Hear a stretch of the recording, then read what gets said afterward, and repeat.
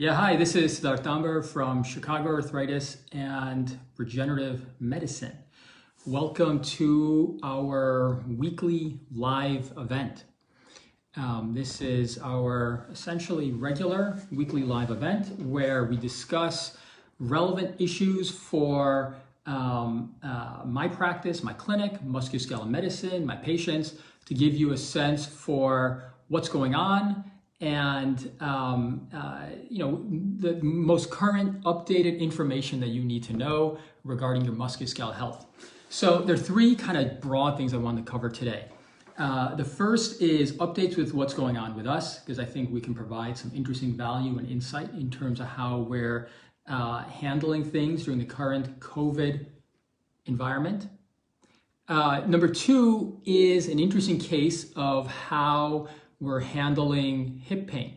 A regenerative medicine approach, which I think is insightful, will give you an understanding for how I approach hip pain and how you should think about hip pain as well. And then lastly, some common questions that a lot of my autoimmune patients who are on medications have, and how we need to manage their inflammatory issues during this time, which then also connects to a broader question of how to think about risk during this moment in time. So from an update standpoint, at Chicago Arthritis and Regenerative Medicine, we have a lot going on.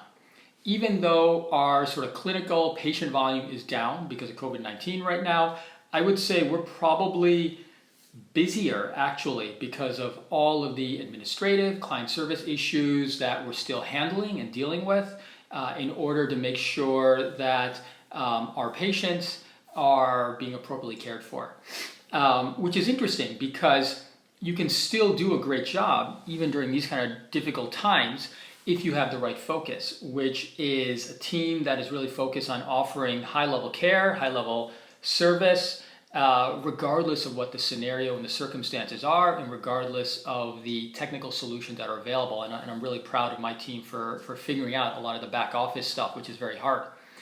But some interesting things that we've kind of incorporated in this last week.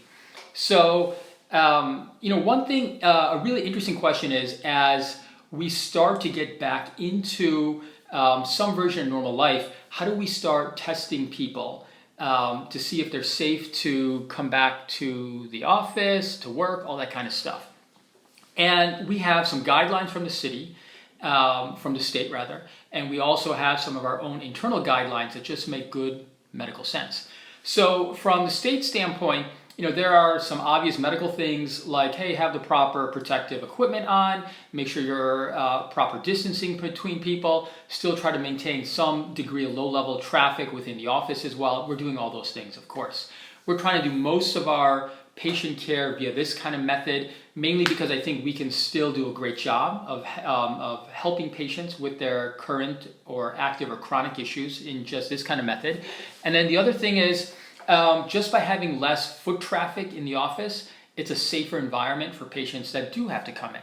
And in that regard, when it comes to procedures or infusions, that lower level of foot traffic is keeping those patients safe. In addition, per state guidelines, we, for any sort of procedure patients, for any of our platelet, bone marrow stem cell treatment patients, we do need to check some additional COVID-19 antibody or COVID-19 testing. So specifically, the recommendation is nasal swab testing, and so we're complying with that. So the interesting thing is what tests are appropriate, effective, how reliable are they? And we've spent a lot of time thinking this through, going through what's available, and we have some internal guidelines about how we're trying to handle things. For example, for my own team, we are checking weekly antibody testing for all of us, and I'll explain why in a moment. We're also checking daily temperatures, daily symptom checks, all those kind of basic things. The nature of testing is that there is no test when it comes to medicine that is 100% foolproof. There's always some false negatives, some false positives, and as long as you understand the circumstances where that can happen and the reason why you're checking the testing, you can still make some smart, intelligent decisions based on what those results are. So in that regard, with the antibody testing, there are risks of false negatives, by checking everyone in the office, our team weekly will reduce that risk. There's also a risk of false positives, and we actually have a plan for how to handle that as well. But by checking antibody testing weekly on the team at work, where each one of us is individually considered low risk because none of us really have any significant medical issues, our hope is that if any of us develop anything, we have a plan where we can appropriately take care of that in an early stage by that kind of testing, so that we're not only protecting those of us that work in the clinic, but the rest of you, patients, and everyone else as well. And I think that's important. We actually have internal guidelines, and I meet with my practice administrator, Davey, and I meet with my physician assistant, Leah. We're meeting on a weekly basis to kind of revamp those so that as more information comes out, as more updated testing comes out, we are at that leading edge of making sure that we're protecting everyone. So that's what we're doing from a protection standpoint. We're not rolling out antibody testing. We're not rolling antibody testing significantly to patients because we're still trying to figure out how best to use that. There's some reliability issues with there. Eventually, we're going to figure that out and try to take care of things properly. So that's sort of our biggest updates right now in terms of how we're handling things. The other things are we are continuing to help patients if they need to be in the office, whether that's infusions or select procedures. We're still able to do that in a safe, compliant way that's medically appropriate, safe for all of you as well, and also meets all the guidelines from a regulatory standpoint as well. Right, next. So I had a really interesting hip pain patient this past week that I think has a lot of interesting things that we can all learn from. And I think for patients to understand how we handle musculoskeletal issues when it comes to wear and tear arthritis, there's some subtleties that are important to understand. So when it comes to wear and tear arthritis, it's so important to understand that it's very rarely just one structure that's the problem. It's a whole unit that's problematic. Meaning when somebody comes in with hip pain, you can't just think, is it the hip joint that's a problem? You have to ask, are there any soft tissue issues, ligaments, tendons? Is there any other adjacent joints like the SI joint or anything nerve related from the lower back that could be related? So in this particular case, and I actually made a TikTok video of this and I put it up on all of our social sites and I got a lot of interesting kind of feedback from that. It was a woman who has some chronic lower back issues and has some more recent onset right hip pain. And upon examination, imaging, discussion, we sort of figured out that her pain was maybe slightly coming from the hip joint, but more predominantly from the soft tissue structures, meaning tendons around the hip, and then also from the lower back and the SI joint. So she had failed sort of multiple other conservative processes and treatments, so we ended up proceeding with platelet-rich plasma. And we were able to help her out because we ended up using a very high concentration of platelet-rich plasma into the hip joint and into the SI joint. We also ended up injecting a lower concentration of platelet-rich plasma into the hip tendons and ligaments. And then lastly, also injecting platelet growth factors into the epidural space to treat some of the nerve-related pain. I'm very confident that's going to give her a great result, in large part because we properly pinpointed where her issue was, which is that it's not just coming from the hip joint, but from all those other structures. Number two, because we took a comprehensive approach, which means that instead of just treating that one structure that might be involved, we treated the whole functional unit, which meant treating not only the joint, adjacent joints, nerves, soft tissue, and because of that, she'll likely do better longer term as well. And lastly, because using like really high level ultrasound and x-ray guidance, able to make sure we're really directly and exactly hitting the right things, which will go a long way to getting her to feel better longer term as well. The other aspect in her case was she actually had a similar kind of pain a couple of years ago for the left side and did dramatically well when we had the same kind of approach to treatment. So very confident she'll actually do well there as well. But big takeaways are if you do have some kind of joint issue, it's never good enough to just say, hey, my problem is just this one thing. You really have to think 2-3 orders deeper to really get at what's really driving things to get a better result. Lastly, So a question that keeps on coming up. I've made some videos on this, but it keeps on coming up, and I understand why. From my autoimmune inflammatory arthritis patients who are on chronic medication, immunosuppressant medication, I have a lot of them asking, hey, is it safe and appropriate for me to be taking treatment?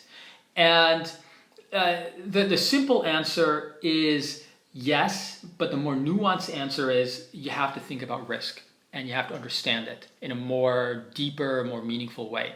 So the evidence and what we're hearing from physicians all over the world are international and national medical specialty organizations is that if you are an autoimmune patient that's on chronic immunosuppression or medications and you're well controlled with medication, you should continue that medication.